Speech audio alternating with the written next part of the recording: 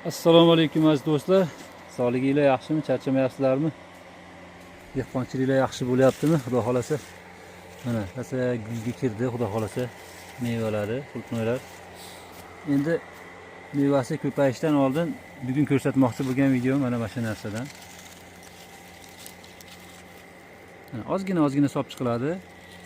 Shilliq qurti o'ziga tortadi mana. Hidiga kelib, yeb o'ladi. Ko'payishdan oldin sizlar shu narsani qilib olishinglar kerak. Men buni rasmini ham qo'yib ketaman, xudo xolasa. Bu granulani Xitoydagi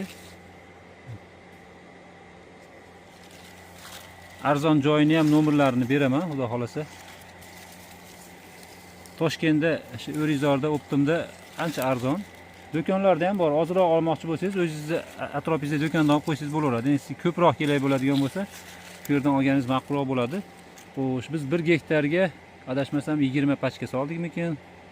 Shunaqa atrofda ketdi shekilli, 15-20 pachka ketdi. Shu sezonda 2 marta solib qo'ysangiz, xudo xolasa ancha forig' bo'lasiz-da. Ikkitadan qapishishni ham boshlayotgan qultmaylar mana.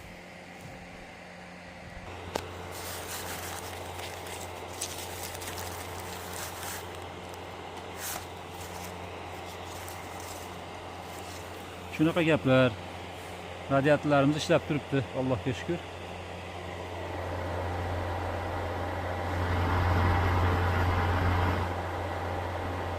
Mayli, tani joyinglar sog' bo'lsin, dehqonchilikka baraka. Shilliq qurtga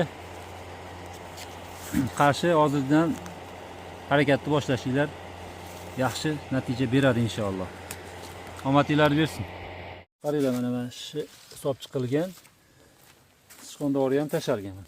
3 qadamga bitta kichkina qoshiqchaning uchida hisob chiqyapti. Solmasanglar bo'lmaydi. Mana bunaqa hosilliklar deb qo'yadi.